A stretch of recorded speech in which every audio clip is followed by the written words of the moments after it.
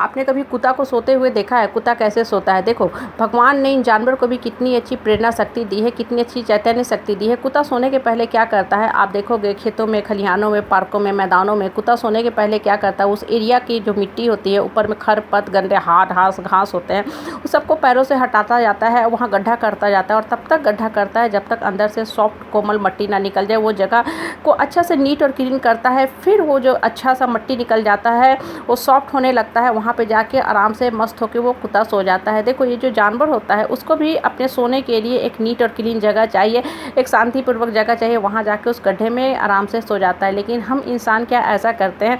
भगवान ने हमें हर मामले में इन जानवरों से ज़्यादा श्रेष्ठ बनाया है, हमें लॉजिकल माइंड दिया है, रीजनिंग की कंसेप्ट दिया है, हम सोच सकते हैं, समझ सकते हैं, अपने दिमाग का सही ढंग से इस्तेमाल कर सकते हैं, बुद्धि और विवेक है हमारे पास, हम उसको सही ढंग से लेके चलते हैं। लेकिन क्या वास्तव में हम ऐसा करते हैं? आप देखो, आप और हम जब सोने जाते हैं तो हम किस स्थिति में सोने जाते हैं और क्यों हमें साउंड स्लीप में नींद नहीं आती है? होता क्या है, दिन भर हमारे माइंड के ऊपर घंटों ढेर सारा थॉट्स चलता रहता है और मोस्टली जो होते हैं निगेटिव थॉट्स ही चलते रहते हैं। लोगों की निगेटिव बातें, टोन, कमेंट्स, टॉक्सिक बातें दिमाग में घूमते रहती हैं, चलते रहती है और हम इसी स्टेज पे रात में बिस्तर पे चले जाते हैं। होता क्या है, हम तो बिस्तर पे चले गए, बॉडी तो स्लिप कर गया, लेकिन माइंड कभी भी नहीं स्लिप करता। माइंड में वो जो थॉट्स होते हैं इतने हमें परेशान करते रहते हैं कि फ्रीक्वेंट हमारा नींद ब्रेकअप होता है। कभी कभी तो कब रात बीत जाती है, सुबह हो जाता है, हमें पता ही नहीं चलता। हम जिस स्टेज में बिस्तर पे गए थे उसी स्टेज में सुबह में बिस्तर पे उठ गए और होता क्या है कि उठने के बाद भी हमें वो फ्रेशनेस नहीं लगता है, हम अभी भी टायर्डनेस फील करते हैं। क्यों ऐसा फील करते हैं? क्योंकि माइंड के ऊपर वो जो वेव ऑफ थॉट्स था, मकरे का जाल चल रहा था, वो अभी भी उसी हिसाब से चल रहा है, उसी रफ्तार से चल रहा था। तो होता क्या था कि जितने सारे थॉट्स थे, निगेटिव जो विचारधारा थी, निगेटिव जो लोगों की बातें होती थी, सारे वहाँ पे अटके हुए थे। और जब हम प्रेयर, मेडिटेशन, चैंटिंग ऑफ मंत्रा करते हैं, ध्यान करने बैठते हैं तो जाके सो जाते हैं, क्योंकि नींद जो थी रात भर हमारी पूरी नहीं हुई थी। देखो, भगवान ने हमें बहुत अच्छी बुद्धि दी है, विवेक दी है, इसका सही ढंग से इस्तेमाल करना सीखो।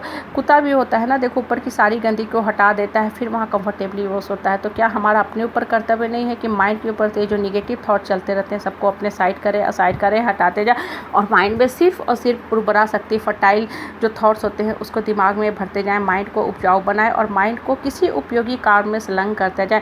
देखो, थॉट्स चलना स्वाभाविक है, वो नेचुरल प्रक्रिया है, वो चलता ही रहेगा। लेकिन ये आपका हमारा काम है कि माइंड में किस तरह का थॉट्स हम भरते जाएं। छोटा बच्चा जो होता है ना, वो भी पढ़ता नहीं है, उसे हमें पकड़ के बैठा के पढ़ाना पड़ता है। बच्चा कम पढ़ता है, हम ज़्यादा पढ़ते हैं। कहने का तात्पर्य है कि जब भी माइंड में आप 1, 2, 3, 4 अच्छी बातें डालोगे, थोड़ी देर के बाद देखोगे फिर से माइंड की स्थिति पुरानी दिशा में चलेगी। वही पुराना जो आपका ऑर्डिनरी पैटर्न था, जो बरसों से चला आ रहा था, उस दिशा में माइंड चला गया। फिर से आपको माइंड को खींच के लाना पड़ता है। इनफैक्ट बच्चों को पढ़ाने के लिए जितना हमको मेहनत करना पड़ता है, उससे भी कई गुना ज़्यादा माइंड को आपको कंट्रोल करने के लिए मेहनत करना पड़ेगा।